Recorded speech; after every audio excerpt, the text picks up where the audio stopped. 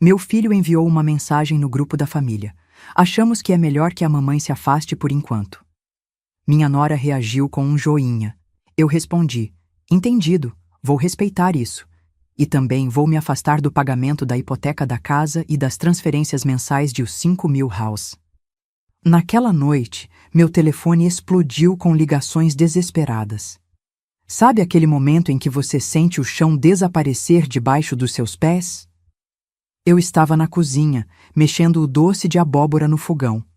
Aquele com cravo e canela que minha avó me ensinou e que meu filho Bernardo sempre adorou desde criança. O vapor subia, doce e reconfortante, enchendo minha casa com o cheiro de memórias felizes. Meu celular vibrou em cima da mesa. Era uma notificação do grupo da família no WhatsApp. Limpei as mãos no avental bordado, aquele azul claro que uso há anos, manchado de histórias e refeições compartilhadas, e peguei o telefone. Meu coração estava tranquilo. Talvez fosse Bernardo combinando o almoço de domingo ou minha neta Sofia mandando um desenho. Aos 68 anos, essas pequenas alegrias ainda faziam meu dia brilhar. Mas o que eu li naquela tela fez meu sangue gelar. Pessoal, decidimos que é melhor a mamãe se afastar por enquanto. Estamos passando por um momento delicado e precisamos de espaço. 47 palavras. Foi o que bastou para destruir 30 anos de sacrifício, de noites sem dormir, de unhas quebradas na máquina de costura, de sonhos engolidos para que os sonhos dele se realizassem. Meus olhos passaram pela mensagem 3 vezes, como se estivessem tentando reorganizar as letras em algo que fizesse sentido, algo que não partisse meu peito ao meio. Mas não, estava ali. Meu filho, meu único filho, o menino que saiu de dentro de mim, que eu criei sozinha depois que perdi meu marido num acidente aos 35 anos, estava me pedindo para desaparecer da vida dele. E logo abaixo, como uma punhalada final, vi o joinha azul da Viviane, minha nora. Um joinha. Como se fosse um vídeo engraçado, como se fosse uma notícia qualquer, como se não fosse a minha vida, meu lugar naquela família que eu construí tijolo por tijolo. Minha irmã Marta estava no grupo. Silêncio. Meu cunhado Rodrigo também. Silêncio. Ninguém disse nada. Ninguém me defendeu. Ninguém perguntou. Bernardo, que história é essa? Desliguei o fogão. O doce de abóbora parou de borbulhar, mas algo dentro de mim continuava fervendo. Sentei na cadeira da cozinha, aquela de madeira escura que trouxe da casa da minha mãe quando ela morreu, e deixei o celular cair no colo. Como foi que cheguei aqui? Eu, que trabalhei 16 horas por dia como costureira para pagar escola particular para ele. Eu, que nunca tirei férias porque cada real era contado para garantir que ele tivesse tudo. Eu, que poderia ter me casado de novo? Tive propostas, sim, ainda era jovem. Mas escolhi não trazer ninguém para casa para não confundir meu menino, para que ele crescesse sabendo que era minha prioridade absoluta. Agora, aos 68 anos, com as mãos calejadas e a coluna doendo de tanto carregar peso, eu estava sendo descartada como um móvel velho que já não combina com a decoração nova. Mas sabe o que foi pior? Não foram as palavras dele. Foi o joinha dela. Aquele gesto minúsculo, casual, quase automático. Aquilo me mostrou exatamente o que eu era para eles. Um incômodo. Respirei fundo. O cheiro do doce ainda estava no ar, mas agora me enjoava. Pensei em todas as vezes que engoli minha opinião para não parecer controladora. Todas as vezes que sorri quando Viviane me tratou com frieza. Todas as vezes que fingi não perceber que estava sendo excluída, esperando que fosse apenas uma fase, que as coisas melhorassem. Peguei o celular de novo. Minhas mãos tremiam, mas não era de fraqueza. Era de uma raiva fria, lúcida, que eu nunca havia sentido antes. Comecei a digitar. Cada palavra era uma decisão, cada vírgula uma escolha. Entendido, Bernardo. Vou respeitar o pedido de vocês e também vou me afastar do pagamento da hipoteca da casa, do União 3 reais, 200 mês, das transferências mensais, 5.000, e da conta do plano de saúde da Sofia, 890. Espero que consigam o espaço que precisam. Com carinho, mãe. Apertei enviar. Então, joguei o celular no sofá, voltei para a cozinha e despejei todo aquele doce de abóbora, horas de trabalho, memórias de 3 gerações, direto no lixo. Porque ali, naquele momento, eu entendi algo fundamental. Amor sem respeito não alimenta ninguém. Naquela noite, meu telefone explodiu com ligações desesperadas. Mas eu não estava mais disponível para atender. E essa é a história de como eu finalmente aprendi a valorizar quem sempre me valorizou. Eu mesma. Se você quer saber como tudo começou, como cheguei até esse ponto de ruptura, e o que aconteceu depois daquela noite, fique comigo. Inscreva-se no canal, porque o que vem agora vai fazer você repensar cada relação na sua vida. Deixa eu te contar como foi que eu me transformei na intrusa da família que eu mesma construí. Porque ninguém acorda um dia e simplesmente decide se deixar humilhar, entende? É um processo, lento, silencioso, como ferrugem comendo metal. Você só percebe o estrago quando já está quase tarde demais. Tudo começou 3 anos atrás, num sábado de março. Eu estava na minha sala, consertando o forro de uma bolsa, quando Bernardo me ligou, empolgado. Mãe, conheci alguém especial. Quero que você conheça a Viviane. Meu coração deu um salto. Meu filho, aos 35 anos, sempre foi reservado com relacionamentos. Ouvi-lo assim, radiante, me encheu de esperança. Talvez finalmente ele tivesse encontrado alguém para construir uma família, para ser feliz. Na primeira vez que a vi, achei ela bonita. Cabelo liso, comprido, sempre muito arrumada. Unhas impecáveis, aquelas de gel que custam uma fortuna. Ela sorriu para mim, me abraçou, disse que tinha ouvido falar muito de mim. A senhora é uma inspiração, ela disse, com aquela voz doce que depois eu aprendi a desconfiar. Os primeiros meses foram normais. Jantares, almoços, conversas educadas, mas já havia sinais, pequenos, quase imperceptíveis, como naquela vez que levei um bolo de cenoura com cobertura de chocolate, receita que sempre fiz para Bernardo nos aniversários dele. Viviane olhou para o bolo, sorriu e disse: "Que fofo, Clarice. Mas a gente está tentando comer mais saudável, sabe? Bernardo está até fazendo academia." E empurrou o bolo para o canto da mesa, como se fosse algo vergonhoso. Bernardo nem protestou. Depois veio o casamento, simples num sítio alugado.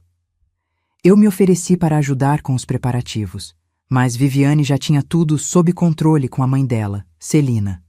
Eu fiquei com a função de convidada, na festa do meu próprio filho. Mas o pior mesmo começou quando eles casaram e os pedidos começaram a chegar.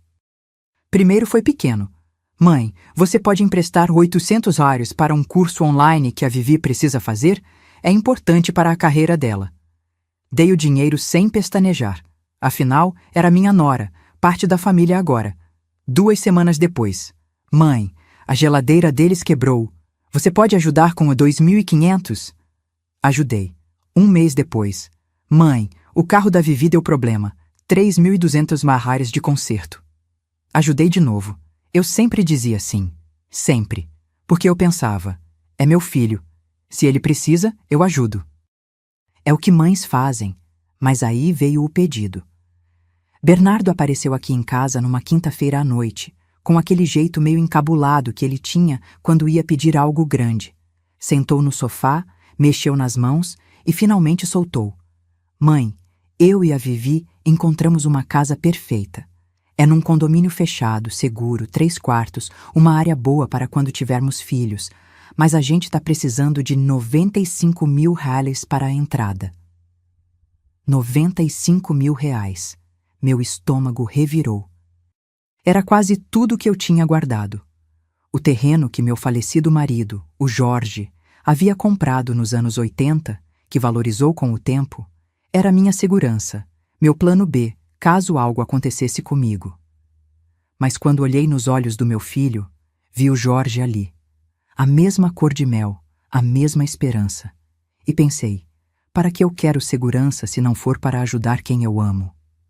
Vendi o terreno. Dei os 95 mil. Bernardo me abraçou forte. Disse que eu era a melhor mãe do mundo, que eles nunca esqueceriam disso. Viviane mandou uma mensagem. Obrigada, sogra. A senhora é um anjo. 3 meses depois, eles se mudaram para a casa.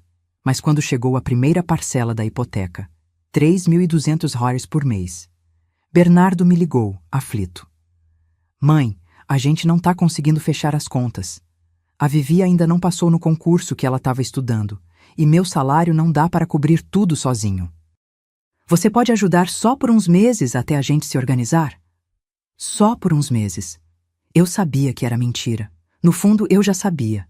Mas mães têm esse defeito. A gente acredita porque a gente quer acreditar. Assumi a hipoteca. E aí começaram as transferências mensais. Primeiro eram 2.000 reais para ajudar com as despesas da casa. Depois viraram a 3.500 reais. Depois 5.000 reais. Sempre com a mesma desculpa. Só até a gente se estabilizar. Eu me apertar. Cancelei meu plano de saúde e fiquei só com o básico do SUS. Parei de comprar roupa nova. Passei a comer mais arroz e feijão, menos carne. Mas eu mandava o dinheiro. Todo santo mês. Porque eu achava que estava investindo na felicidade do meu filho. Só que quanto mais eu dava, menos eu recebia de volta. Os almoços de domingo, que antes eram sagrados, começaram a espaçar. Mãe, a gente tá cansado, vamos ficar em casa hoje. Ou, mãe, a Vivi convidou a família dela, fica para a próxima. Quando eu ligava, Bernardo atendia correndo, sempre com pressa. Oi, mãe, tô no meio de uma coisa aqui, depois eu te ligo. E nunca ligava de volta. Quando Sofia nasceu, minha netinha linda, de olhos grandes e bochechas redondas, eu pensei que as coisas melhorariam. Mas piorou. Viviane não queria que eu ficasse pegando muito a bebê. Disse que era importante respeitar o espaço deles como pais. Eu, que criei um filho sozinha, agora precisava pedir permissão para segurar minha própria neta. E Bernardo? Bernardo só concordava com a cabeça. Sempre do lado dela. Foi assim, aos poucos, que eu deixei de ser mãe e virei caixa eletrônico, até que veio aquele jantar. O jantar que mudou tudo. Mas isso eu te conto melhor na próxima parte. Porque o que aconteceu naquela noite foi a gota d'água que transbordou um copo que eu nem sabia que estava cheio. 3 semanas antes daquela mensagem que destruiu tudo, eu recebi um convite que me encheu de esperança. A esperança boba de quem ainda acredita que as coisas podem melhorar. Viviane me ligou numa terça-feira à tarde. Clarice, a gente queria te convidar para jantar aqui em casa no sábado. Faz tempo que a gente não se vê direito, né? A voz dela estava estranhamente animada, quase forçada, mas eu não quis desconfiar. Fazia 4 meses que eu não pisava na casa deles. 4 meses desde que ficaram muito ocupados para me receber. Então aquele convite me pareceu uma trégua, um sinal de que talvez eu tivesse exagerado nos meus receios. Passei a semana toda preparando. Lavei meu cabelo no salão, 45 quires que eu não tinha planejado gastar, mas queria estar bonita. Escolhi minha blusa de seda verde água, aquela que Bernardo disse uma vez que ficava linda em mim. Comprei um vinho de 68 reais, porque Viviane sempre falava de vinhos em suas redes sociais. E fiz a torta de limão. Aquela torta era especial. Não era só uma receita, era memória viva. Quando Bernardo tinha 7 anos e ficou internado 3 dias com pneumonia, prometi a ele que quando saísse do hospital, eu faria a melhor torta de limão do mundo. Passei a tarde inteira naquela cozinha minúscula do nosso apartamento antigo, batendo clara em neve com um garfo porque não tínhamos batedeira. Quando ele deu a primeira mordida, os olhinhos dele brilharam. Mãe, essa é a melhor coisa que já comi na vida. Desde então, toda vez que ele estava triste, ansioso ou precisando de conforto, eu fazia aquela torta. Cheguei na casa dele sábado às 7 da noite, pontualmente. Toquei a campainha segurando a torta com as 2 mãos, sentindo meu coração bater mais rápido que o normal. Viviane abriu a porta de chinelos. Aqueles chinelos de quarto cor-de-rosa com pompom. Nem havia se trocado. Estava de calça de moletom e camiseta folgada, cabelo preso num coque desleixado. Oi, Clarice, entra! Nenhum abraço, nenhum sorriso verdadeiro. Entrei. A casa cheirava a comida delivery, caixas de pizza empilhadas na bancada da cozinha. Pizza. Eles me chamaram para um jantar e pediram pizza. Desculpa, a gente acabou ficando sem tempo de cozinhar, Viviane disse sem me olhar nos olhos, já voltando para o sofá onde estava mexendo no celular. Bernardo apareceu da área de serviço, secando as mãos numa toalha. Oi, mãe. Um beijo rápido no rosto, mecânico. Senta aí, fica à vontade. Fiquei em pé na sala, segurando ainda a torta e o vinho, me sentindo completamente fora de lugar. Sofia estava no chão brincando com bonecas. Quando me viu, correu até mim. Vovó! Meu coração se aqueceu. Pelo menos alguém ali ainda ficava feliz em me ver. Sofia, vem cá, deixa a vovó sentar, Viviane chamou num tom seco. Coloquei a torta na geladeira. Ninguém comentou nada. Ninguém disse que cheiro bom ou obrigada por trazer. A torta simplesmente existiu ali, ignorada. Sentamos para comer. Ou melhor, eles comeram pizza direto da caixa, enquanto eu peguei 2 pedaços pequenos e forcei para dentro. A conversa estava estranha, cheia de pausas desconfortáveis. Foi quando Viviane começou. Sabe, Clarice, eu estava vendo um documentário esses dias sobre como as gerações mais velhas têm dificuldade de entender a vida moderna. Ela deu uma risadinha, olhando para Bernardo como se estivesse compartilhando uma piada interna. Bernardo sorriu de volta. É, né? O mundo mudou muito. É verdade, continuou Viviane, pegando outro pedaço de pizza. Tem muita mãe que não consegue soltar os filhos. Fica naquela dependência emocional, sabe? Acha que o filho tem que estar disponível o tempo todo, que tem que dar satisfação de tudo. Meu estômago se apertou. Ela estava falando de mim, sem dizer meu nome, mas estava. Eu acho isso tão sufocante, ela continuou, agora olhando diretamente para mim. Cada casal precisa do seu espaço, da sua privacidade. Não dá para ter gente entrando e saindo toda hora, querendo opinar em tudo. Engoli seco. Eu nunca quis ser intrusiva. Ninguém está falando de você especificamente, Clarice. Viviane cortou com um sorriso falso. É só um comentário geral, mas era sobre mim. Cada palavra era uma pedra atirada na minha direção. Bernardo ficou em silêncio. Não me defendeu. Não disse, mãe não é assim. Apenas concordou com a cabeça e pegou mais pizza. A noite arrastou. Tentei brincar com Sofia, mas Viviane logo disse que estava na hora da menina dormir. Ofereci ajuda para lavar louça. Eram apenas as caixas de pizza, mas Viviane disse que já estava tudo resolvido. Às 9h30, levantei para ir embora. Ninguém pediu para eu ficar mais um pouco. Ah, mãe, espera, Bernardo disse quando eu já estava na porta. Meu coração deu um pulo. Talvez ele fosse me abraçar de verdade, se desculpar pelo clima estranho. Você transferiu o dinheiro desse mês? É que o boleto da hipoteca vence amanhã. Dinheiro. Era só sobre isso. Já transferi na sexta, respondi, sentindo algo se partir dentro de mim. Ah, ótimo. Obrigado. Dirige com cuidado. Saí daquela casa e entrei no meu carro. Não chorei. Ainda não. Apenas fiquei ali sentada, com as mãos no volante, olhando para aquela casa iluminada, a casa que eu paguei, e me perguntando quando foi que eu deixei de ser bem-vinda nela. Dirigi até meu apartamento no piloto automático. Quando entrei, fui direto para a geladeira. Eu havia guardado uma fatia da torta de limão para mim. Comi em pé, sozinha, na minha cozinha silenciosa. E o gosto não era mais o mesmo. Porque eu finalmente entendi. Não importa o quanto você ame, não importa o quanto você dê. Se do outro lado não existe respeito, você está apenas se alimentando de migalhas. 2 dias depois, eu descobriria algo que transformaria aquela dor em decisão. E foi ouvindo algo que jamais deveria ter escutado. Tem coisas na vida que, quando você ouve, não consegue mais desouvir. Ficam gravadas na sua memória como cicatrizes que ardem toda vez que você lembra. O que aconteceu naquela quinta-feira foi exatamente isso. 2 dias depois daquele jantar horrível, acordei com Sofia na cabeça.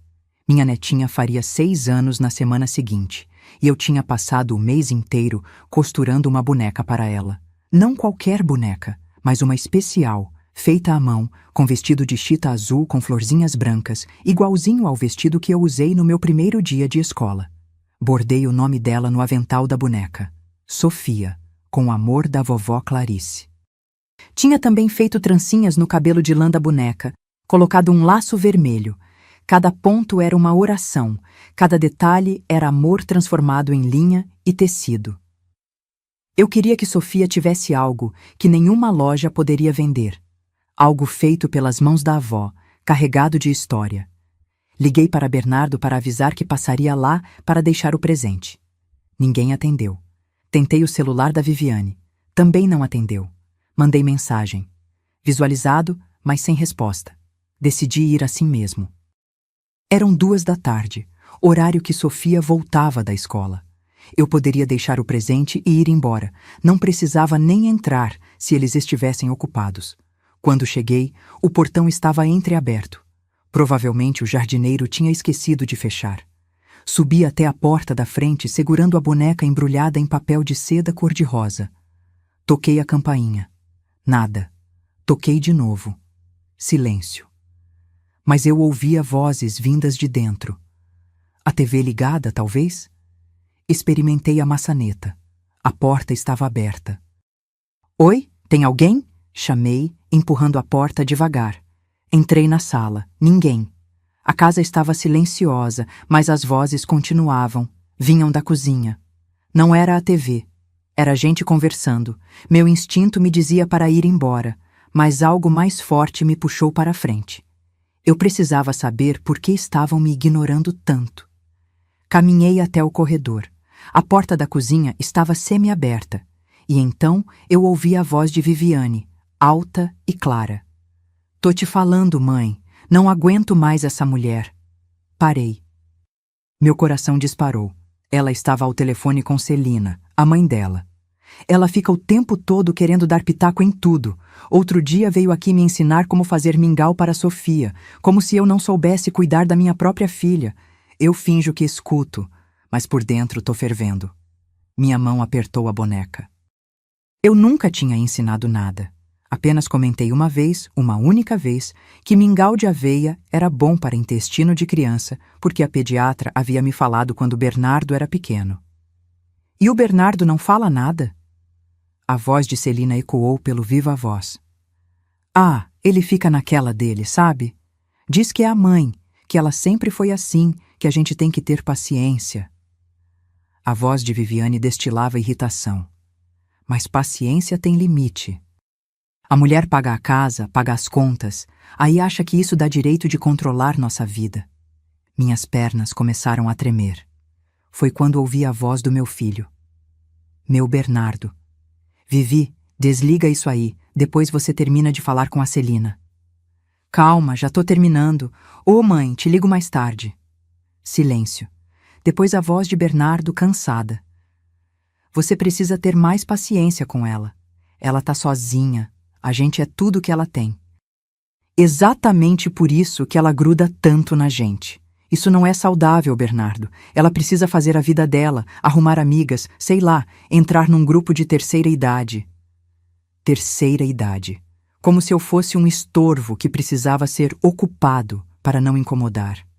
Eu sei. A voz de Bernardo era fraca, sem convicção. Você sabe? Então por que não faz nada? Viviane elevou o tom.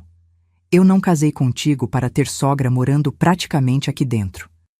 Toda hora vou levar um doce para vocês, vou levar uma coisa para Sofia, posso ir aí no domingo? Bernardo, eu não aguento mais. Houve uma pausa longa demais. Eu vou conversar com ela, Bernardo finalmente disse. Conversar? Que tipo de conversa? Porque do jeito que você conversa, daqui a pouco ela tá aqui de novo. Viviane deu uma risada seca. Olha, eu sei que ela paga as coisas, tá? Não sou idiota. Mas isso não dá o direito de ela ficar controlando nossa rotina. E outra, ela que é peso morto nosso, não nós dela. Se ela não tivesse a gente, ia fazer o quê da vida? Ficar sozinha naquele apartamento velho contando dinheiro? Peso morto. Aquelas duas palavras explodiram dentro do meu peito como bomba. Eu, que trabalhei desde os 15 anos. Eu, que criei um filho sozinha. Eu, que vendi tudo o que tinha para dar conforto a eles. Eu era peso morto. Não fala assim, Vivi. A voz de Bernardo soou fraca, mas ele não discordou. Ele só pediu para ela não falar assim, não que ela estivesse errada. Tô falando a verdade, e você sabe disso. Viviane abriu a geladeira. Eu ouvi o barulho. A gente precisa dar um jeito nisso. Ou ela entende que precisa dar espaço, ou o quê? Ou a gente vai ter que ser mais direto. Falar que ela precisa se afastar um pouco, para o bem dela também. Não consegui ouvir mais nada. Minha visão ficou embaçada.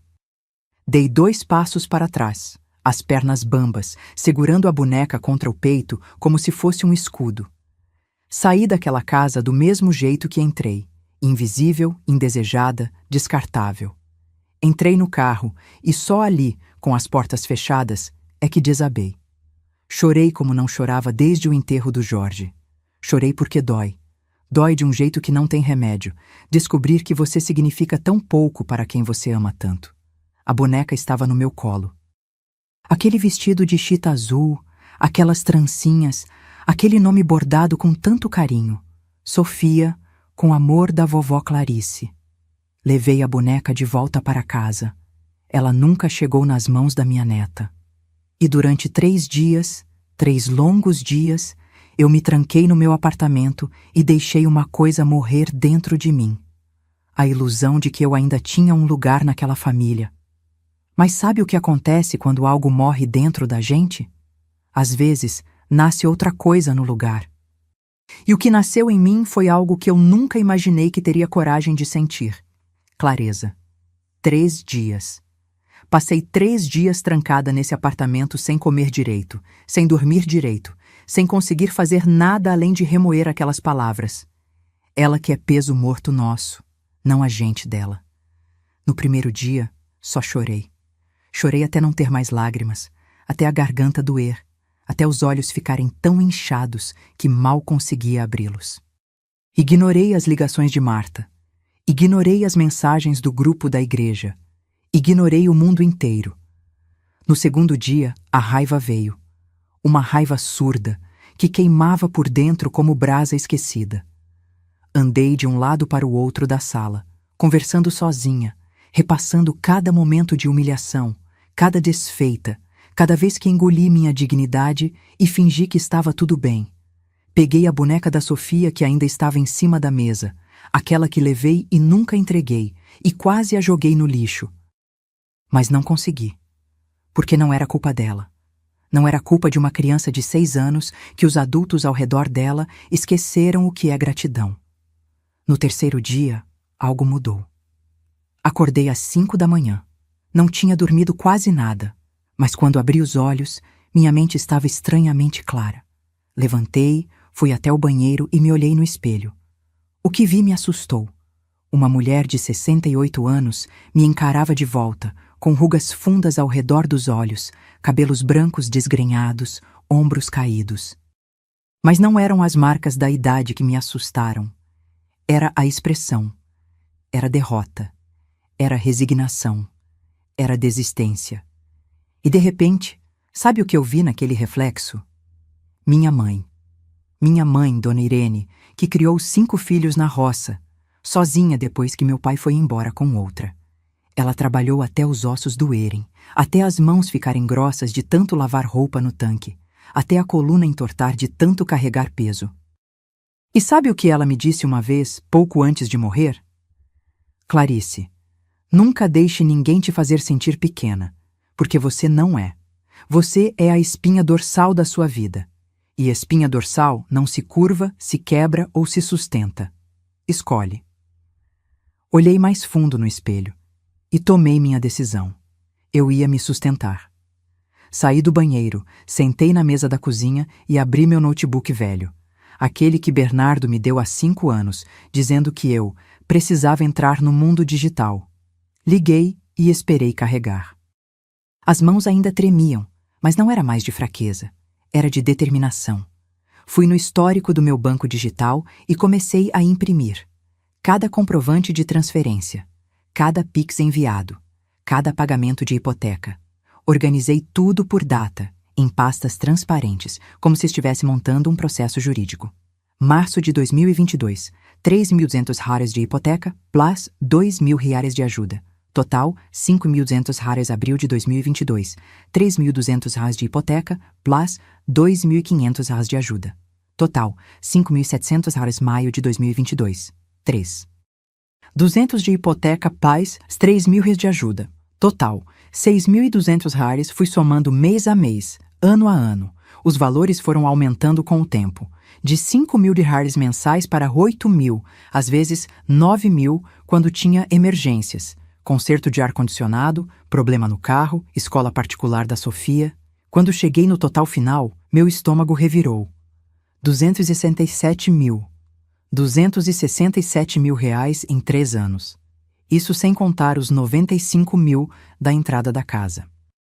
Isso sem contar os presentes, as roupas que comprei para a Sofia, os almoços que paguei, os pequenos favores que viraram rotina.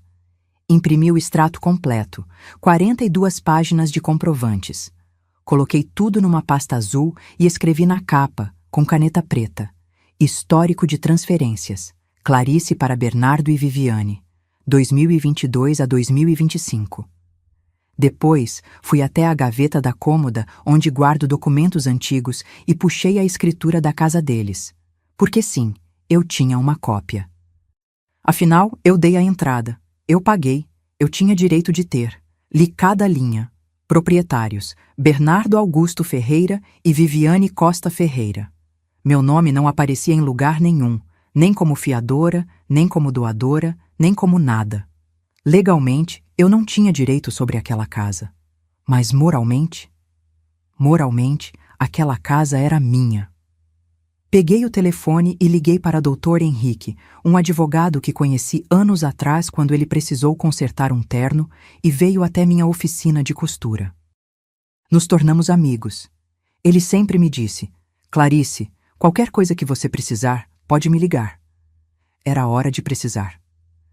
Dr. Henrique, é a Clarice.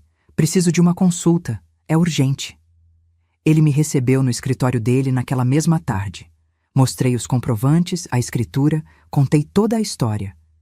Ele me ouviu em silêncio, os óculos na ponta do nariz, folheando os documentos com atenção. Quando terminei, ele suspirou fundo. Clarice, legalmente falando, você tem 2 opções. Ou considera tudo como doação, e aí não tem como reaver, ou entra com uma ação de cobrança alegando que eram empréstimos não pagos. Mas eu nunca fiz contrato. Nunca pedi para assinarem nada. Eu sei, mas os comprovantes estão todos aqui. E mais importante, existe um histórico de comunicação entre vocês? Ele me olhou por cima dos óculos. Mensagens, e-mails, áudios onde eles pediam o dinheiro? Peguei meu celular, abri o WhatsApp e comecei a rolar. Mãe, preciso de uma ajuda esse mês. Tá apertado aqui. Mãe, você pode depositar mais 1.500? Surgiu uma conta que não esperávamos. Mãe, obrigado pela ajuda. Assim que a gente se estabilizar, a gente devolve. A gente devolve. Essa promessa aparecia em pelo menos 10 mensagens diferentes. Devolve, devolve, devolve. Nunca devolveram. Aqui, mostrei para Dr. Henrique. Eles sempre diziam que iam devolver. Ele sorriu pela primeira vez. Então não eram doações. Eram empréstimos. E empréstimos precisam ser pagos. Passei as 2 horas seguintes naquele escritório montando um levantamento completo. Dr. Henrique foi claro. Eu podia entrar na justiça, mas seria longo, desgastante, doloroso. Ou eu podia fazer algo mais direto. Simplesmente pare de pagar, ele disse. Não tem contrato que te obrigue. A casa está no nome deles, não no seu. Você pode, a qualquer momento, decidir que não quer mais sustentar isso. E eles vão poder fazer alguma coisa? Nada. Absolutamente nada. O máximo que podem fazer é tentar te processar por quebra de acordo verbal. Mas com essas mensagens dizendo que iam devolver, você tem muito mais poder de acusá-los de inadimplência do que eles de te acusar de qualquer coisa. Saí daquele escritório com a pasta azul debaixo do braço e uma certeza no peito. Eu não era peso morto. Eu era a estrutura. E estruturas podem ser removidas. Nos próximos dias organizei tudo. Fotografei cada documento. Salvei cada conversa. Preparei tudo como se estivesse montando um tabuleiro de xadrez. E eu estava prestes a dar o checkmate. Mas antes disso, precisava esperar o movimento deles. Porque eu sabia no fundo da alma, que eles iam fazer algo. Viviane não tinha paciência. Ela ia pressionar Bernardo. E Bernardo, fraco como sempre foi quando se tratava dela, ia ceder. Eu só não imaginava que seria tão rápido. 5 dias depois da minha conversa com o doutor Henrique, meu celular vibrou com a notificação do grupo da família. E foi ali que tudo mudou. Estava organizando minha caixa de costura naquela tarde de quinta-feira. Linhas coloridas espalhadas na mesa, botões separados por tamanho, agulhas sendo testadas uma por uma. Era uma tarefa que eu fazia quase em transe, os dedos trabalhando sozinhos enquanto minha cabeça estava longe, planejando os próximos passos. Desde a conversa com o Dr. Henrique, eu tinha dormido melhor. Não porque a dor tivesse passado, mas porque agora eu tinha ação. E a ação cura melhor que qualquer remédio. Meu celular estava na mesa, ao lado do rolo de linha branca. Quando vibrou, nem olhei de imediato. Achei que fosse propaganda, ou mensagem da igreja, ou Marta me mandando mais um vídeo de receita que ela sabia que eu nunca ia fazer. Mas aí vibrou de novo. E de novo. E de novo. Peguei o telefone. Eram notificações do grupo Família Ferreira. Aquele grupo que Bernardo criou quando Sofia nasceu, dizendo que seria para manter todo mundo conectado. Na prática, virou um espaço morto onde ninguém conversava de verdade, só mandava bom dia com florzinha e feliz aniversário. Abri o aplicativo e li. Pessoal, decidimos que é melhor a mamãe se afastar por enquanto. Estamos passando por um momento delicado e precisamos de espaço. Obrigado pela compreensão. Li 1 vez, 2 vezes, 3. As palavras começaram a dançar na tela. Minha visão embaçou. Senti algo estranho no peito. Não era dor, não era raiva. Era uma espécie de incredulidade misturada com alívio. Sim, alívio. Porque eles finalmente tinham arrancado a máscara. Rolei para baixo. Logo abaixo da mensagem de Bernardo, um joinha azul. Viviane Costa Ferreira reagiu com um joinha. Como se fosse um post sobre o clima.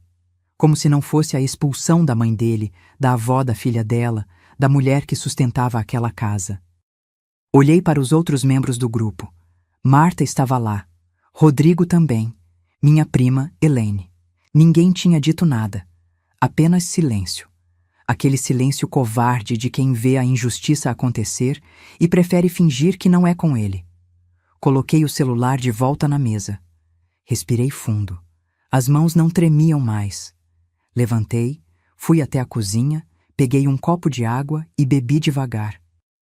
Olhei pela janela, era uma tarde clara, com poucas nuvens, o tipo de dia que engana a gente fazendo parecer que está tudo bem no mundo.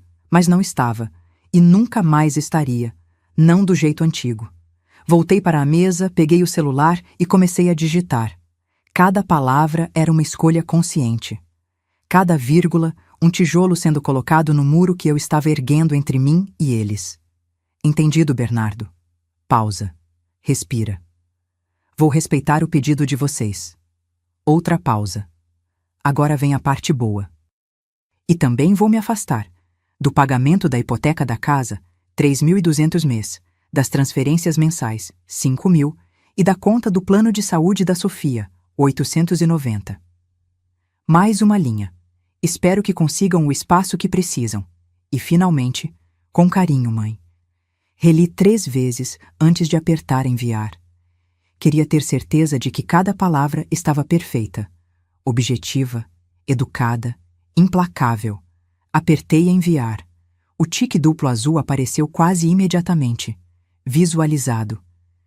Coloquei o celular no modo silencioso, virei de tela para baixo e voltei para minha caixa de costura.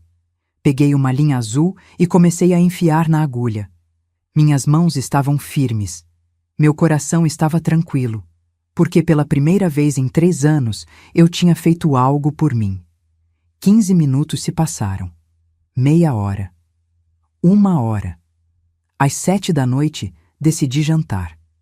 Fiz um omelete simples com queijo e tomate, sentei na mesinha da cozinha e comi em paz, mastigando devagar, saboreando cada garfada.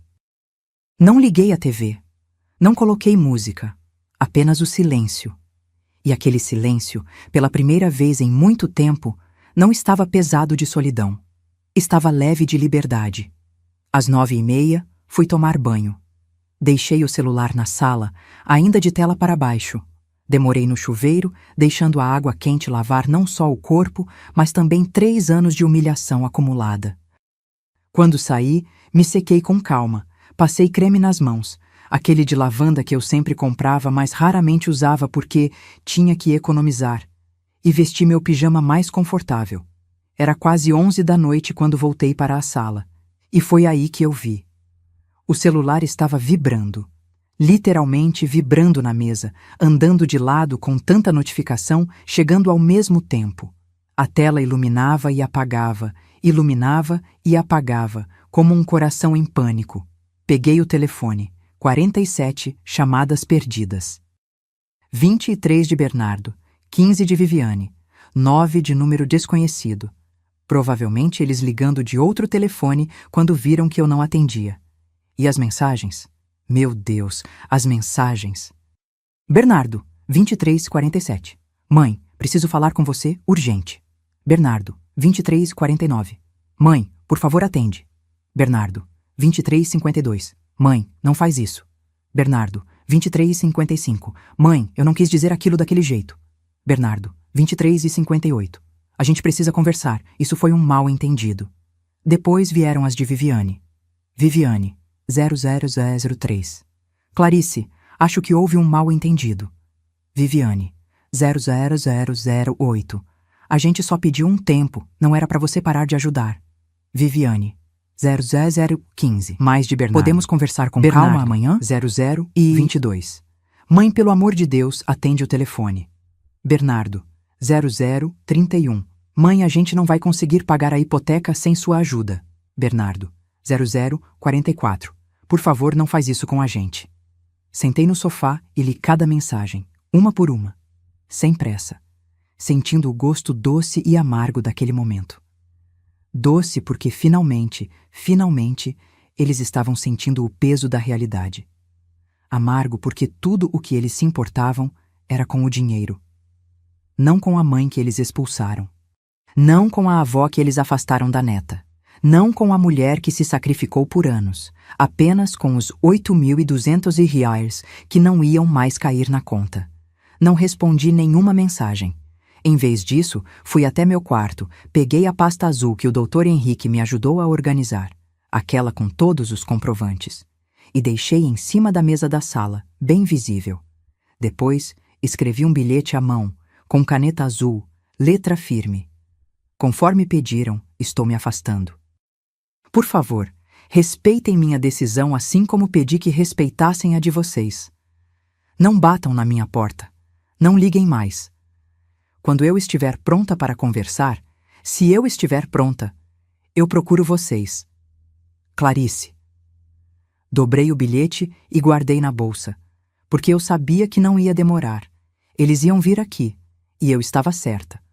Na manhã seguinte, às 8h43 da manhã, a campainha tocou, e tocou, e tocou, e continuou tocando por 20 minutos sem parar. Eu estava na cozinha, tomando meu café com pão e manteiga, ouvindo o desespero deles ecoar pelo apartamento, e pela primeira vez em muito tempo sorri. Porque quem pede espaço precisa estar preparado para ficar sozinho nele. A campainha tocou pela 17ª vez. Sim, eu contei. Estava sentada na mesinha da cozinha, mordiscando uma torrada com geleia de goiaba, tomando meu café bem devagar e contando cada toque como se fosse música. Entre uma campainha e outra, ouvi a voz de Bernardo. Mãe, mãe, eu sei que você tá aí. Por favor, abre a porta. Depois veio a voz de Viviane, mais controlada, tentando soar razoável. Clarice, a gente só quer conversar. Não precisa ser assim. Não precisa ser assim. Engraçado como essas palavras soam diferentes quando quem as diz não é mais quem manda. Terminei meu café. Lavei a xícara com calma, sequei e guardei no armário. A campainha continuava tocando. Agora eram batidas também, aquelas batidas firmes de quem está perdendo a paciência. Mãe, abre essa porta! Respirei fundo. Peguei o bilhete que havia escrito na noite anterior, saí do apartamento pela porta da cozinha que dá para a área de serviço, desci pela escada de emergência e dei a volta. Quando cheguei na porta da frente, escorreguei o bilhete por baixo dela, bem devagar. Do outro lado, ouvi o silêncio súbito. Eles tinham visto. Subi de volta pela escada de emergência, entrei pelo mesmo caminho e tranquei tudo. Fui para meu quarto, liguei o ventilador. Estava um calor danado. E me deitei na cama com um livro que Marta me emprestou há meses e que eu nunca tinha tido tempo de ler. As batidas continuaram por mais 10 minutos. Depois pararam. Ouvi vozes abafadas do lado de fora. Discussão. Viviane falando algo irritada. Bernardo respondendo. Depois, passos se afastando. Silêncio. Não saí do quarto pelo resto da manhã. Li 40 páginas do livro, cochilei um pouco, acordei com o sol entrando pela janela e me senti estranhamente bem. Como se um peso tivesse sido tirado dos meus ombros. À tarde, o celular começou de novo. Mensagens. Muitas mensagens. Bernardo, 14h15. Mãe, eu li seu bilhete. Mas a gente precisa conversar. É urgente. Bernardo, 14h32. Mãe, o boleto da hipoteca vence segunda-feira. Se a gente não pagar, o banco vai começar a cobrar juros. Bernardo, 15h01. Mãe, por favor. Eu sei que você tá chateada, mas não deixa a situação ficar pior. E aí vieram as de Viviane, numa tentativa patética de ser conciliadora. Viviane, 15h28. Clarice, desculpa se você se sentiu ofendida com a mensagem do Bernardo. Não era essa a intenção. A gente tá passando por uns problemas aqui e acabou saindo errado. Viviane, 15h45. Vamos marcar um almoço? Conversar com calma? Tenho certeza que a gente consegue resolver isso. Resolver. Como se fosse apenas um mal-entendido. Como se 3 anos de desrespeito pudessem ser resolvidos com um almoço. Não respondi. No sábado de manhã, Marta apareceu. Ela não ligou antes, simplesmente tocou a campainha e gritou: Clarice, sou eu, abre aqui. Eu sabia que era ela pela voz. Marta sempre foi direta, sem rodeios. Abri a porta. Ela entrou como um furacão, de chinelo, cabelo preso num rabo de cavalo, carregando uma sacola com pães de queijo ainda quentes. Vim tomar café com você e quero saber de tudo. Passou direto por mim e foi para a cozinha. Põe água para esquentar que eu trouxe café bom também. Sentamos na mesinha. Enquanto comíamos, contei tudo. Desde o jantar horrível, passando pela conversa que escutei escondida, até a mensagem no grupo e minha resposta. Marta me ouviu em silêncio, mastigando devagar, os olhos fixos em mim. Quando terminei, ela limpou a boca no guardanapo e disse: Você fez certo. Meu peito apertou. Eu não sabia que estava precisando ouvir isso até ouvir. Sério? Sério. Clarice, eu vi você se apagando nos últimos anos. Vi você virando sombra de si mesma, correndo atrás de migalha de afeto daquele menino que você criou. E eu não falei nada porque... Ela suspirou. Porque eu achei que não era minha briga. Mas era. Eu deveria ter te sacudido muito antes. Eles tão desesperados, murmurei, e vão ficar mais ainda. Marta pegou outro pão de queijo. Porque agora eles vão ter que virar adultos de verdade, pagar as próprias contas, assumir as próprias escolhas. E sabe o que eu acho? Que vai ser a melhor coisa que você poderia ter feito por eles. Não parece. Nunca parece no começo. Ela me olhou com aquela seriedade que só a irmã mais velha tem. Mas daqui a um tempo, quando a poeira baixar, talvez, só talvez, eles entendam o tamanho da mulher que você é. Marta ficou comigo o resto da manhã. Assistimos um filme ruim na TV, rimos de coisas bobas, comemos brigadeiro direto da panela. E pela primeira vez em meses, eu me senti leve. Quando ela foi embora, à tarde, me abracou apertado e sussurrou no meu ouvido: "Não volta atrás, Clarice. Promete." "Prometo." Mas a verdade, eu ainda não sabia se ia conseguir manter essa promessa, porque por mais que minha cabeça estivesse firme, meu coração ainda sangrava.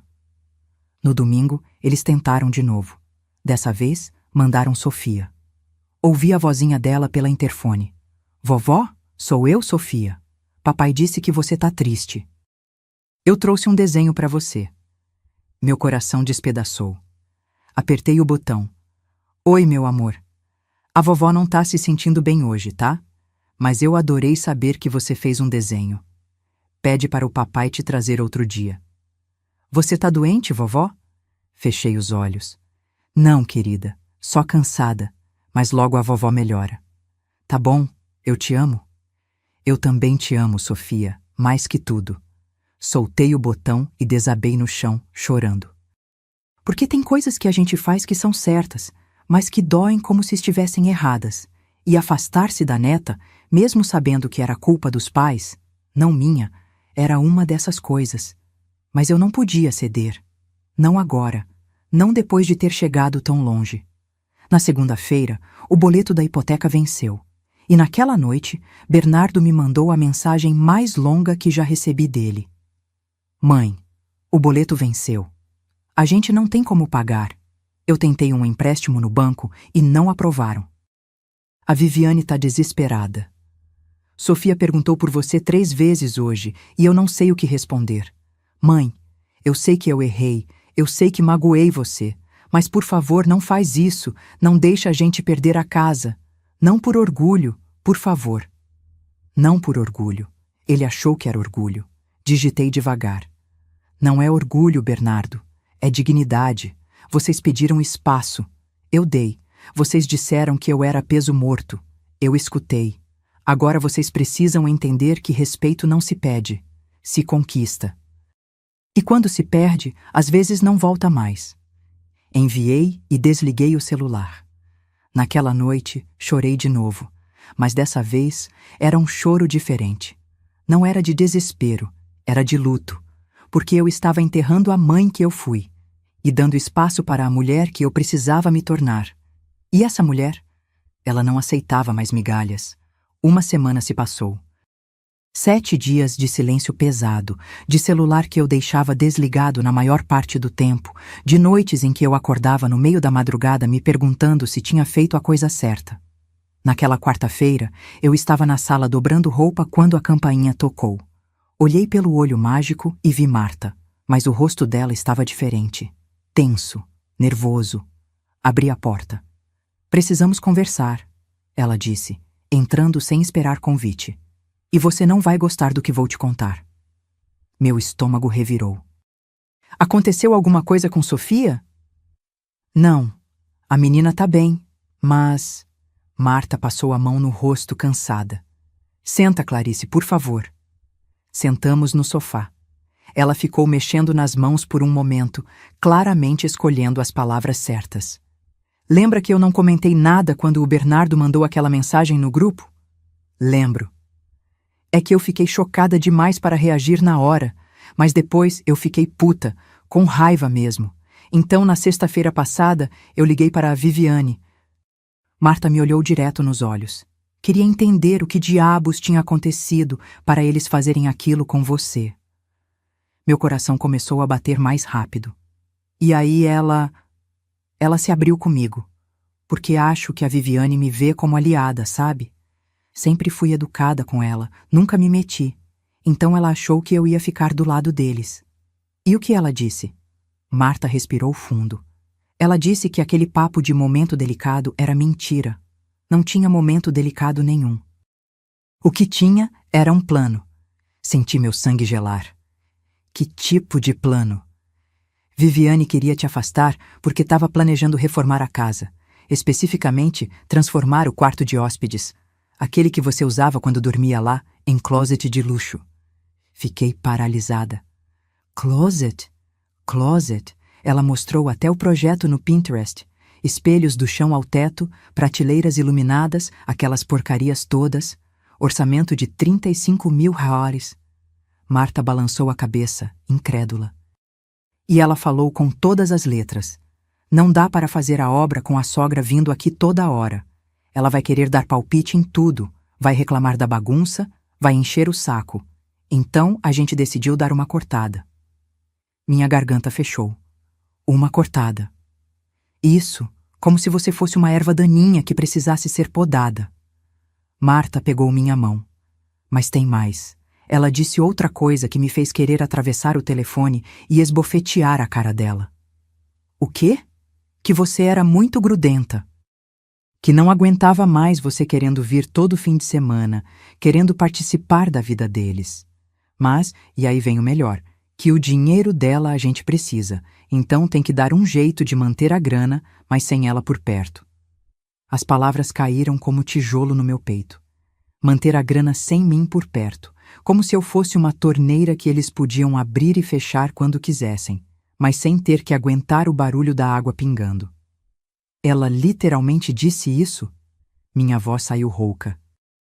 Palavra por palavra. E sabe o que mais? Eu fui investigar. Marta puxou o celular da bolsa e começou a mexer. Porque alguma coisa não estava fazendo sentido. Eles diziam que estava apertado, que não tinha dinheiro. Mas a Viviane vive postando foto em restaurante caro, com roupa nova, unha feita. Ela virou o celular para mim. Era o Instagram da Viviane. Foto de uma mesa cheia de comida japonesa. Celebrando a sexta-feira, dizia a legenda. Rolou mais. Outra foto. Viviane com uma bolsa de marca, sorrindo. Presentinho para mim mesma. Mais uma. Ela e Bernardo num bar, drinks coloridos na mesa. Noite de casal é sagrada. Isso aqui é dos últimos 2 meses, Marta disse. Enquanto eles choravam que não tinham dinheiro, olha o que estavam fazendo. Comecei a somar mentalmente. Aquele restaurante japonês, no mínimo 400 reais para 2 pessoas. A bolsa, reconheci a marca, não saia por menos de 2.500. As saídas constantes? Cada uma delas custava fácil 600 euros, 800 euros. Eles estavam torrando o dinheiro que eu mandava, sussurrei. Exatamente, e tem mais. Marta me mostrou outra foto, essa de 3 semanas atrás. Viviane numa loja de decoração segurando amostras de tecido. A legenda, escolhendo os detalhes do meu sonho que tá virando realidade. O closet. Ela já estava planejando aquele maldito closet mesmo antes de me expulsar. Marta, como você descobriu tudo isso? Porque eu prestei atenção no que ela não disse. Marta guardou o celular. Quando conversei com ela, perguntei se eles precisavam de ajuda financeira, se estava muito apertado. Sabe o que ela respondeu? Ah, não é tão ruim assim, só precisa de um ajuste. Ajuste. A mulher que, segundo o Bernardo, não consegue nem pagar a hipoteca, disse que era só um ajuste. Meu sangue ferveu. Tudo aquilo foi planejado. Não foi um momento de raiva, não foi estresse. Foi calculado. Friamente calculado. Tem mais uma coisa, Marta disse, hesitante. E essa vai doer. Fala. O Bernardo, ele sabia de tudo, desde o começo. Ela suspirou. A Viviane deixou escapar. Disse que conversou com o Bernardo e ele concordou que vocês precisavam de espaço. Ela usou vocês, Clarice. Os 2. Juntos. Meu filho que eu criei sozinha, que eu vesti, alimentei, pus na escola, que eu sacrifiquei tudo por ele. Ele estava junto nessa. Ele sabia que era mentira. Ele sabia que era para me afastar para fazerem reforma, e mesmo assim mandou aquela mensagem. Levantei do sofá e fui até a janela.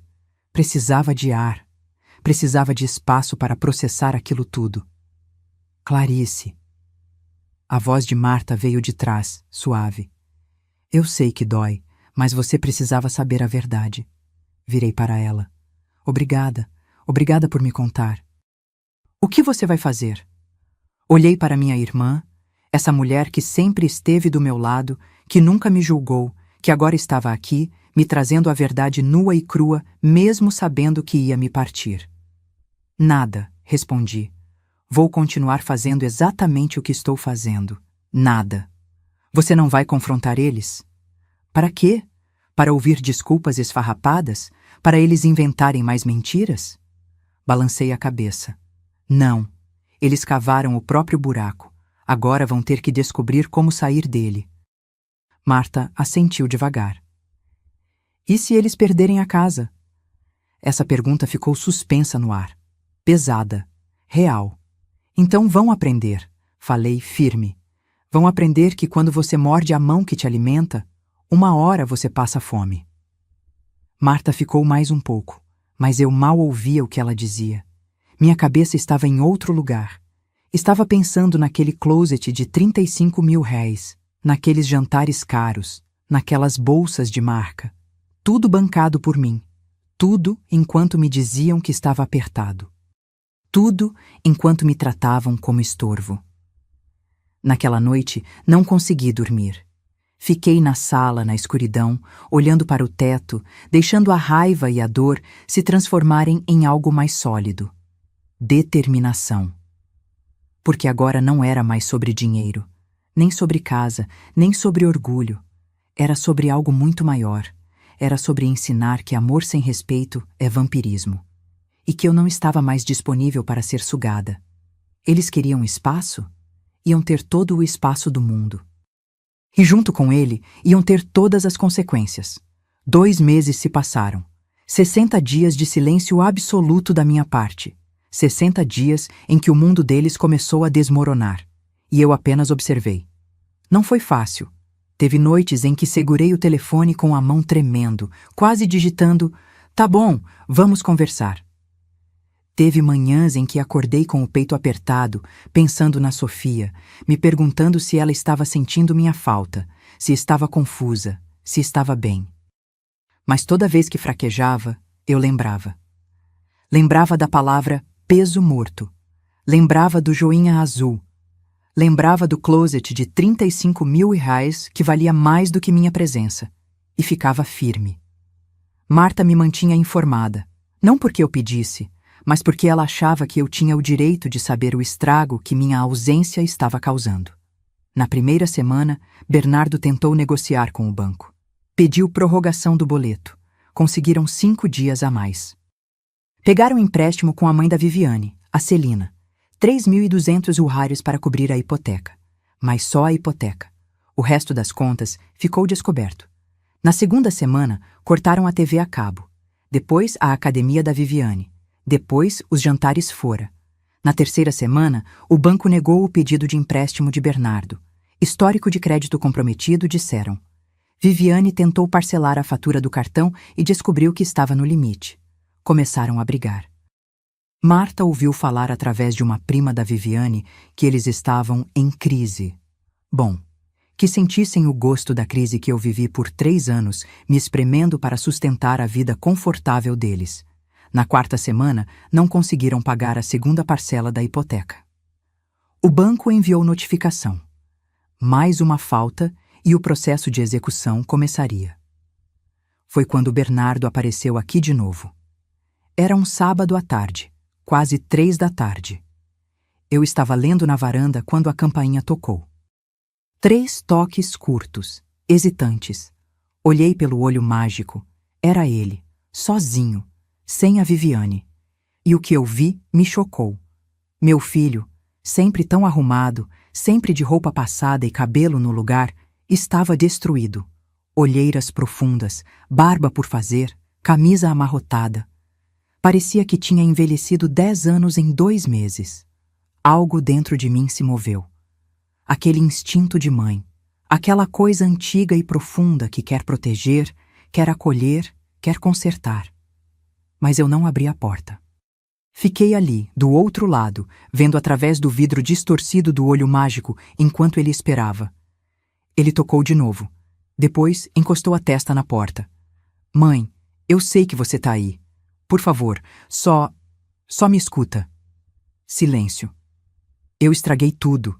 Eu sei disso. Eu não tenho desculpa. A voz dele estava quebrada, rouca. A Vivi. A gente não tá bem. Ela tá culpando a mim, eu tô culpando ela, e no meio disso tudo tem a Sofia perguntando por que a vovó não vem mais. Meu peito apertou com a menção da minha neta. A gente não conseguiu pagar a hipoteca de novo. O banco vai executar a casa, mãe. A gente vai perder tudo. Eu não sei mais o que fazer. Ele esperou. Eu continuei em silêncio. Eu sei que não tenho o direito de pedir nada. Eu sei que te tratei como se você não importasse. Mas, mãe, você é tudo que eu tenho. Sempre foi. E eu fui idiota demais para ver isso. Lágrimas escorreram pelo meu rosto. Mas ainda assim, não abri a porta. Porque havia uma diferença entre perdoar e voltar a ser usada. E eu não tinha certeza ainda de onde estava essa linha. Tá bom, ele disse depois de um longo silêncio. Eu entendo. Eu só queria que você soubesse que eu sinto muito. De verdade. Ouvi os passos dele se afastando. Ouvi o elevador chegar. Ouvi a porta se fechar. E aí, só aí, eu desabei no chão e chorei. Porque por mais que ele estivesse sofrendo, por mais que meu coração de mãe sangrasse vendo meu filho assim, uma parte de mim, a parte que tinha sido esmagada, humilhada, descartada, sussurrava: ele precisa aprender. Ele precisa entender o que fez. Uma semana depois, Marta me ligou. Eles se separaram. Segurei o telefone mais forte. Como assim? Viviane pediu divórcio. Disse que não aguenta mais a pressão, que a culpa é do Bernardo por estragar a relação com a sogra que pagava tudo, que ela não casou para passar aperto.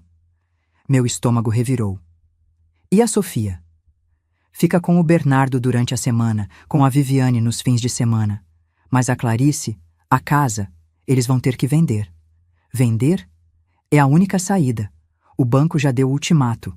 Ou quitam o atrasado mais multa, algo em torno de 15 mil, ou vão a leilão. 15 mil reais. Uma ninharia perto dos 267 mil reais que eu já tinha colocado ali. E o Bernardo? Arrasado. Segundo a prima da Viviane, ele tá morando ainda na casa, mas mal consegue sair da cama. Pediu afastamento do trabalho por depressão. Desliguei o telefone e fiquei olhando para uma parede. Meu filho estava em depressão. Meu filho estava perdendo tudo. E uma parte de mim queria correr até lá, abraçá-lo, dizer que estava tudo bem, que eu resolvia. Mas a outra parte, a parte que tinha aprendido a se respeitar, sussurrava: você não pode salvar quem não quer se salvar. Você não pode amar por dois. Passei os próximos dias em conflito interno, até que numa quinta-feira à noite recebi uma mensagem. Não de Bernardo, de Sofia. Era um áudio. A vozinha dela, doce e pequena. Vovó, o papai me deixou te mandar mensagem. Ele tá muito triste. Ele chora todo dia. E eu também tô triste porque você não vem mais me ver. Você não gosta mais de mim, vovó? Meu mundo parou. Você não gosta mais de mim? Aquela criança de 6 anos, inocente, achando que tinha feito algo errado, achando que eu tinha deixado de amá-la. Naquela noite, pela primeira vez em 2 meses, peguei o telefone e liguei para Bernardo. Ele atendeu no primeiro toque. Mãe? A voz dele estava embargada, esperançosa. Vamos conversar, falei. Mas não na sua casa, no meu apartamento. Amanhã, 3 da tarde, sozinho. Eu vou, mãe. Obrigado por... Desliguei antes que ele terminasse. Porque eu ia conversar sim, ia ouvir o que ele tinha a dizer, mas dessa vez seria nos meus termos, na minha casa, com as minhas condições. E se ele quisesse uma segunda chance, ia ter que fazer por merecer. Porque amor de mãe é infinito, mas respeito próprio, esse não se negocia. E eu tinha aprendido, da forma mais dolorosa possível, que sem respeito, até o maior amor do mundo vira prisão. E eu tinha escolhido a liberdade. Agora era hora de ver se ele escolheria a responsabilidade. Bloco 10. O recomeço e a lição. Sexta-feira, 3 da tarde em ponto. A campainha tocou. Eu estava sentada na mesma cadeira onde costumo trabalhar, as mãos cruzadas no colo, a coluna ereta. Tinha ensaiado mentalmente aquela conversa umas 20 vezes desde a noite anterior. Sabia exatamente o que ia dizer, como ia dizer e, principalmente, o que não ia aceitar. Abri a porta. Bernardo estava ali, com uma sacola de papel na mão. Dentro dela, reconheci pelo cheiro, doce de abóbora, aquele que eu sempre fazia para ele. Oi, mãe. A voz dele saiu baixa, quase um sussurro. Entra. Ele entrou devagar, como se estivesse pisando em terreno sagrado. Olhou ao redor, para a sala que conhecia desde criança, para os quadros na parede, para o sofá onde assistíamos TV, juntos aos domingos. Como se estivesse vendo tudo pela primeira vez. Senta, indiquei a poltrona à minha frente. Ele sentou, colocou a sacola na mesinha de centro. Eu tentei fazer do jeito que você faz. Não ficou igual, mas... Bernardo, cortei, firme. Não foi doce de abóbora que te trouxe aqui. Ele engoliu seco. Eu sei.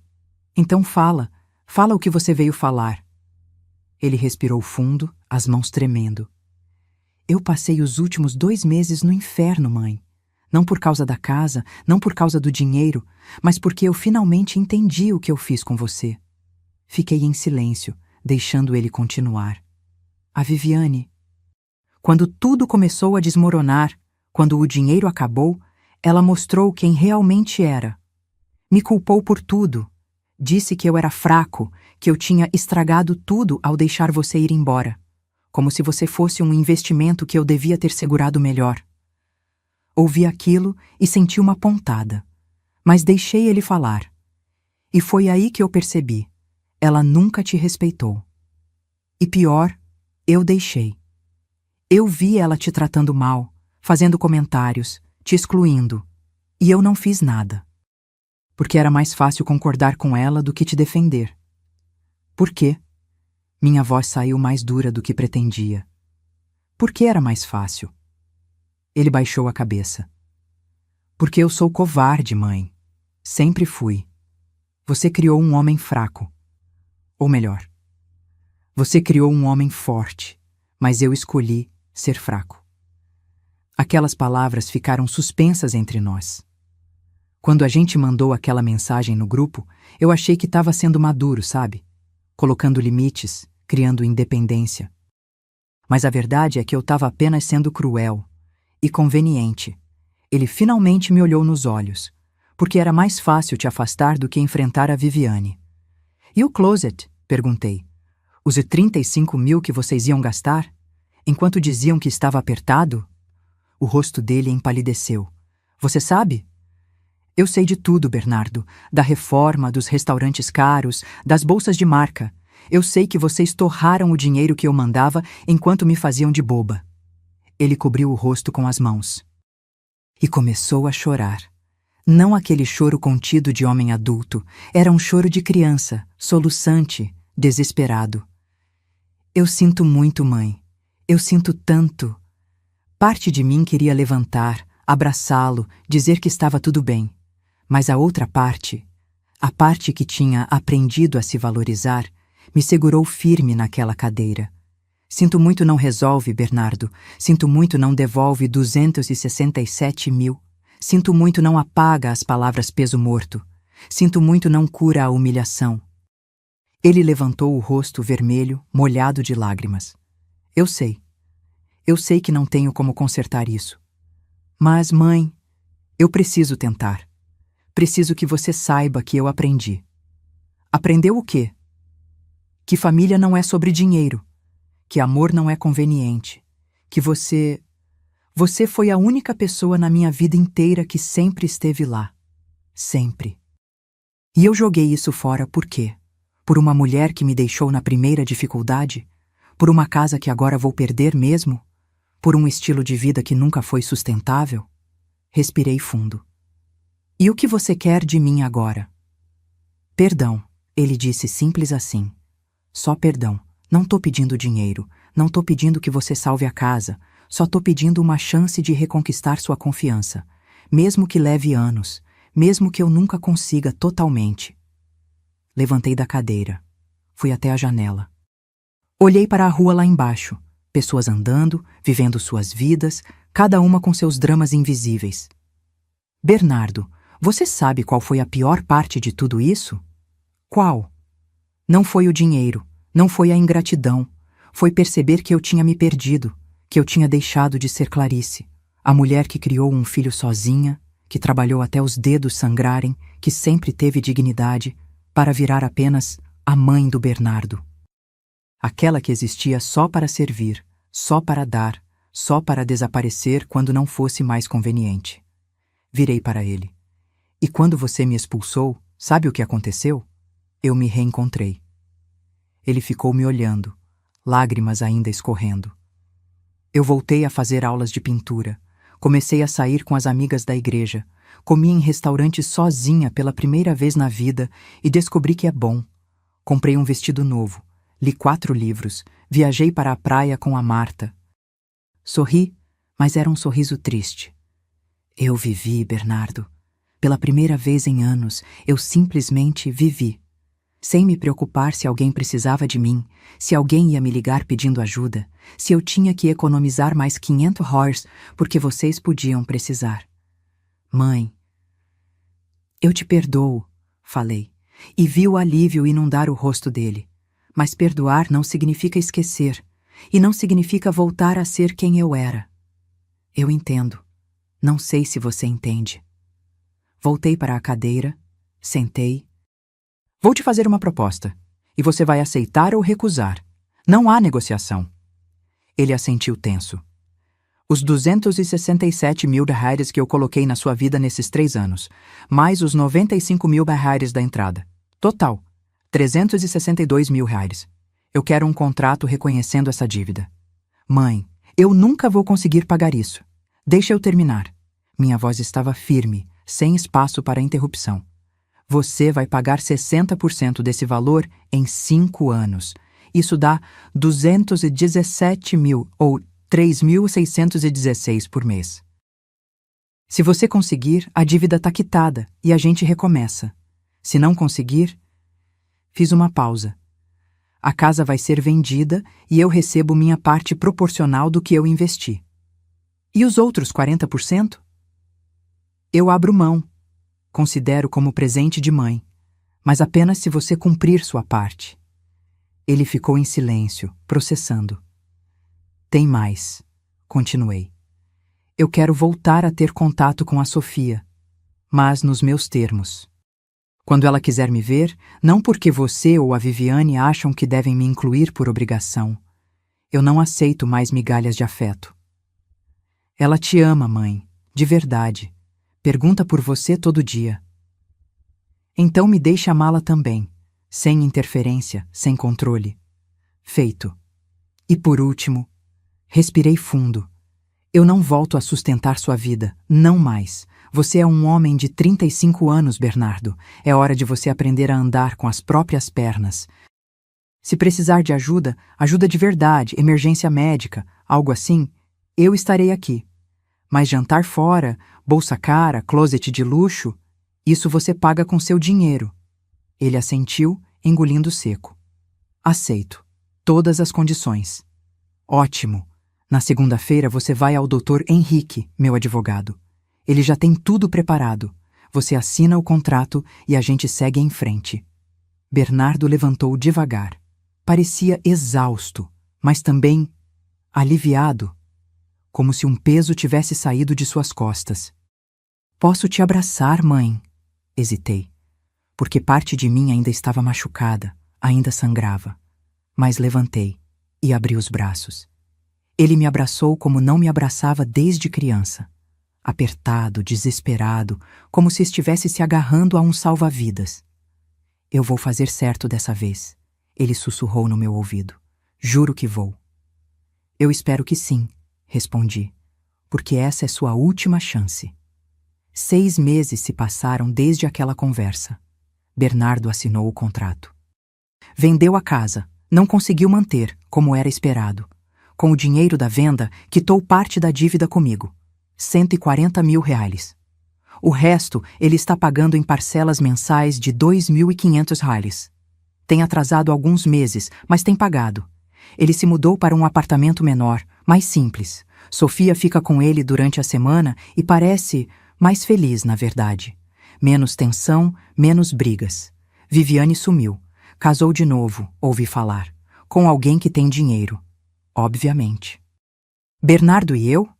Temos almoços uma vez por mês. Ele me liga toda semana para saber como estou. Nunca pede dinheiro. Às vezes pede conselho. E eu dou, quando tenho vontade. Sofia? Ah, minha Sofia. Ela dorme aqui todo sábado. A gente faz brigadeiro, assiste filme, costura boneca. E nessas noites, eu sinto que recuperei algo precioso que tinha perdido. Conexão verdadeira. Na semana passada, ela me perguntou: Vovó, por que você não vinha mais me ver? Sentei com ela, segurei suas mãozinhas pequenas e disse a verdade, adaptada para uma criança de 6 anos. Mas verdade, porque às vezes, meu amor, a gente precisa se afastar de quem não nos trata bem, não por raiva, mas por amor próprio. E agora? Agora tá tudo melhor, porque o papai aprendeu que amor é sobre respeito, e eu aprendi que eu posso ser feliz sozinha. Pau. Hoje, enquanto escrevo isso, estou na varanda do meu apartamento. Tenho um quadro novo na parede, eu que pintei na aula de arte. Não ficou perfeito, mas ficou meu. E isso é o que importa. Aprendi algo nesses quase 69 anos de vida. Amor incondicional não significa aceitação incondicional de desrespeito. Você pode amar alguém infinitamente e ainda assim dizer não. Ainda assim criar limites. Ainda assim escolher sua própria paz. Eu perdoei meu filho? Sim. Mas nunca mais serei aquela mãe que se anula, que desaparece, que aceita migalhas, porque descobri que amor sem respeito é prisão. E eu escolhi a liberdade. Se essa história tocou seu coração, se você já se sentiu invisível na sua própria família, se já teve que escolher entre amar alguém e amar a si mesma, deixe seu comentário aqui embaixo. Me conta, de onde você está assistindo? E me diz, você já precisou impor limites em nome do seu próprio respeito? Curta esse vídeo, se inscreva no canal para mais histórias reais como essa e lembre-se, você não é peso morto de ninguém. Você é a protagonista da sua própria vida. Um abraço e até a próxima história.